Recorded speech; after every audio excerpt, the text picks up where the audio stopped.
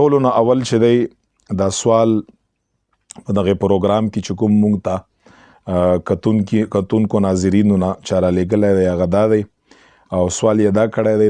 دا سوال هم د مونځ متعلق دی او مونځ هم یو داسې فریضه ده چې مونږ او تاسو روزمره 15 وخته د هغې ادایګي کړو نو پکار ده چې مونږ او تاسو د مونځ د مسایلو نه هر مسلمان فریضه دا ده چې هغې نه خبر وي. سوال یې کړی دی د مونځ متعلق یې سوال کړی دی او سوال یې دا کړی دی چې مفتی صاحب یو کس دی او د هغه په مونځ اولني رکعت کې په پیل رکعت کې هغه سورت ناس تلاوت که یعنی الحمدلله رب العالمین سورت فاتحه هغه یې وویله او د هغې نه بعد سورت فاتحه سره سورت یا 3 آیاتونه یا یو آیات چې د 3 آیاتونو په قدر او په اندازه باندې هغه سورت فاتحه سره ملاول واجب دی. نو مسله سوال یې دا دی چې اول رکعت کې سورت فاتحه سره سورت ناس تلاوت که په اولني کې نو دا خو داسې دا خو د قرآن کریم مبارک اختتام دی نو آیا دا کس به په دویم رکعت کې که دا فرضي نو اولني 2 رکعتونه چې کوم دی هغه ډک رکعتونه دي او فاتحه سره سورت لوستلی کېږي او که نفلي یا سنتي نو په هغې ټولو رکعتونو کې سورت فاتحه سره چې دی یو سورت میلاول یا 3 آیتونه واجب دي نو آیا دا کس به په دویم رکعت کې که فرض دی په دویم رکعت کې به کوم سورت وایي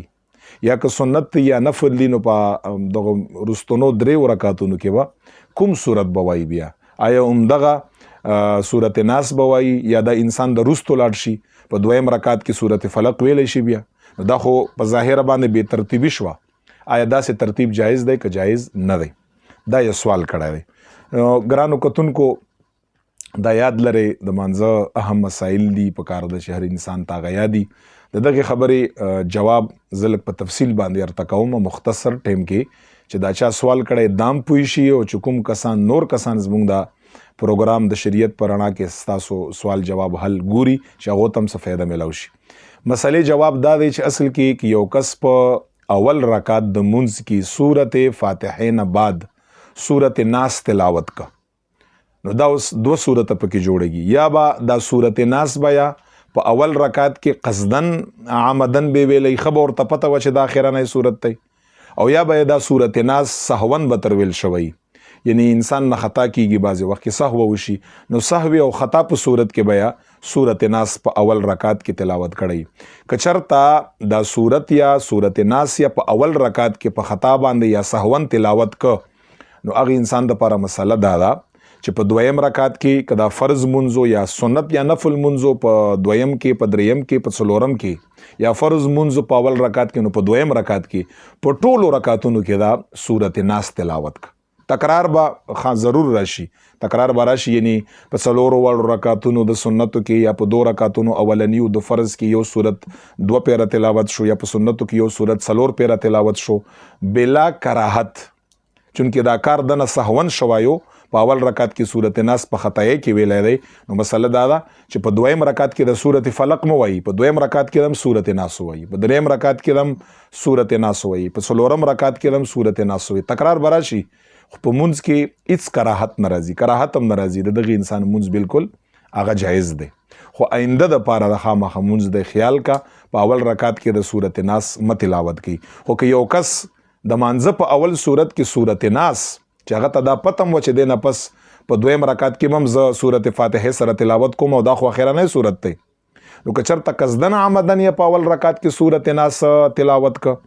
او بیا د په دویم رکعت کې چې دی وایي چې زه څه شی تلاوت کړم نو د دپاره مسله دا ده چې په دویم رکعت کې هم رستنی صورت مه تلاوت کوي یعنې صورت فلق د صورت ناس نه رستو دی په دویم رکعت کې هغه مه تلاوت کوي ځکه بې ترتیبي دا مکروه تحریمي ده انسان دپاره کراهت تحریمي دی په منځه کې دی هم داسې کار وکړه چې دا چا قصدن عمدن په اول رکعت کې سورت ناس ویلی دی په دویم رکعت کې هم سورت ناس تلاوت کا خو دومره قدر کار دی چې په منځه کې بیا هم کراهت راغی ځکه چې د قصدن عمدن په اول رکعت کې سورت ناس ویلایو نو په دویم کې هم تکرار د وکړه او دغه تکرار دغه انسان دپاره مکروه دی خو مکروه تنزیهي یعنی کراهت یې لږ کم دی خو بیا هم دا کار د دپاره مکروه دی داسې به نه کا نو که سهون یې په اول رکعت کې سورت ناس وي خیر دی په دویم کې هم سورت ناس وي وروستونی سورت ته وي بلا کراهت یې منجایز دی او که قصدن عمدن یې چې دی په اول رکعت کې سورت ناس ویلایو په دویم رکعت کې هم سورت ناس ووایي تکرار د وکړه د سورت خو دا مونځ د مکروه شو او کراهت تنزیهي سره یو سورت پکې بل دی هغه ما په ذهن کې راغی چې هغه پکې بیان کړم هغه دا دی چې بعضې وخت کې یو انسان قرآن کریم مبارک ختم کا لکه څنګه چې په رمضان کریم کې یعنی سر نه ختم شروع کړی او سر نه روان دی نو داسې کار وشي چې بالکل په آخر رکعت کې دی یعنی ختم چې دی هغه ختم اخرنۍ سورت ناس په اول رکعت کې دی تلاوت کا نو په دغه صورت کې چې د قرآن کریم مبارک ختم یې را شروع کړی لکه څنګه چې په تراویحو کې او د قرآن کریم اخرنۍ سورت ناس په اول رکعت کې وي نو دغه انسان د پاره بلا کراهت دا خبره جایز ده چې په دویم رکعت کې د سورت بقره ووایي په دویم رکعت کې دا سورت فاتحه ووایي او سورت فاتحه نه بعد د الف لام میم سر نه بیا شروع کا او دا دته خیر الناس پیغمبر علیه السلام دته په حدیث کې ویل لري په دې کې کراهت نشته دی دا هغه چا دپاره دی چې سر نه قرآن کریم ختم را شروع کړی نو که هغه په اول رکعت کې سورت ناس وي خیر دی په دویم رکعت کې هغه سورت بقره الف لام میم ذالک الکتاب لا ریب فیه هغه پسې شروع کا دته حال المرتحل ویل کېږي یعنی هغه انسان چې یو پیر قرآن ختم کا او بیا یې شروع کا په حدیث کې نبی علیه السلام ورته خیر الناس بهتر د خلکو ویلی دی نو دغسې انسان که په دویم رکعت کې الف لام میم شروع کا نو دغه انسان د پاره بیا مکروه نه دی بلکې بهتر ثواب والا کار دی او که یو انسان په منځ کې ختم متم وغیره نه که اسې عام منځ دی نو په اول رکعت کې به کوشش تکه چې سورت ناس نه وایي او که اول رکعت کې سورت ناس ووي په دویم کې هم سورت ناس ووایي که قصدن عمدن مکروه دی منځ او که په خطایې باندې بلا کراهت دا منځ بالکل جایز دی